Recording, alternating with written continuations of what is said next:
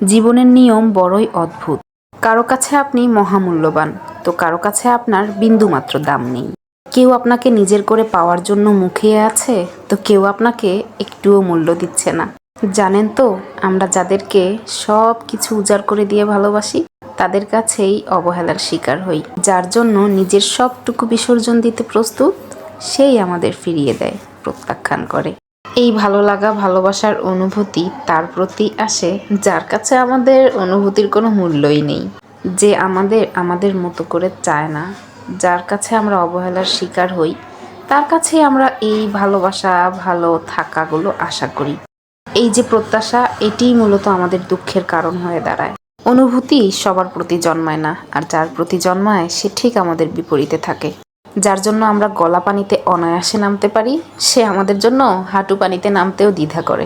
বাস্তবতা খুবই নির্মম। যাকে ভালোবেসে আমরা পৃথিবীর সমস্ত কিছু উপেক্ষা করি, সেই সবসময় আমাদের ধরাছোঁয়ার বাইরে থাকে। তার কাছে আমরা নিজেকে এতটাই সস্তা করে দেই, যতটা সস্তা হলে পৃথিবীর সবার কাছেই মূল্যহীন হয়ে যেতে হয়। আসসালামু আলাইকুম, নতুন একটা ভিডিওতে আপনাদের সবাইকে স্বাগতম। তো ভিডিওর শুরুতেই দেখেছেন ডাল রান্না করেছি। তারপর ডাল রান্নার পাশাপাশি মিষ্টি আলু খেয়েছিলাম। মিষ্টি আলুর সিজনে আমাদের বাসায় মোটামুটি মিষ্টি আলুটা ভালোই খাওয়া হয়। আর এখন এই যে ছোট মাছের ভাজি করে নিচ্ছি। এই ভাজিটা করেছি হচ্ছে আলু, বেগুন আর পটল দিয়ে। এভাবে করে ছোট মাছের একটু মাখো মাখো ভাজি করলে কিন্তু খেতে ভালোই লাগে। আর এরকম ভাজির সাথে কিন্তু ডালটা খুবই ভালো যায়। এই তো ভাজিটা প্রায় হয়ে এসেছে।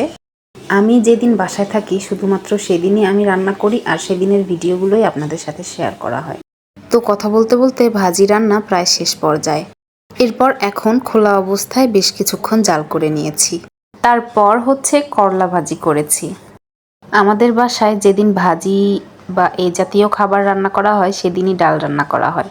মানে ডালের সাথে ভাজির কম্বিনেশনটা খুবই ভালো লাগে আর কি। এই যে এখন করলা ভাজি করে নিচ্ছি, আর এখানে কিন্তু কয়েকটা আলুও দেয়া হয়েছে। এই তো হলুদ, লবণ, মরিচ, জিরার গুঁড়া দিয়ে ভালোভাবে নাড়াচাড়া করে মিশিয়ে নিচ্ছি। আর এখন এই যে ঢেকে দিয়ে বেশ কিছুক্ষণ রান্না করে নেব। আর এখন এই তো আবার এটা একটু নাড়াচাড়া করে দিচ্ছি।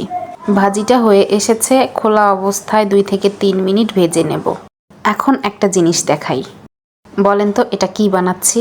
এটা যখন থেকে বানানো শিখেছি, তারপর থেকে এটা আর আমাদের কিনে খাওয়া হয় না। মোটামুটি প্রায় সময় আমরা বাড়িতে বানাই। এত সহজেই যখন বাড়িতে বানানো যায়, তখন আর টাকা দিয়ে কিনে খেতে হবে কেন বলেন? আচ্ছা, আমিই বলে দেই, এটা হচ্ছে ঘি। আমাদের বাসায় প্রতিদিনই দুধ খাওয়া হয়। তো প্রতিদিনের দুধ থেকে যে সরটা হয়, সেই সরটাই আমরা মূলত জমিয়ে রাখি। আর এভাবে জমাতে জমাতে যখন এক বক্স সর জমে যায়, তখন দেখা যায় এভাবে জাল করে আমরা বাড়িতেই ঘি বানিয়ে নেই।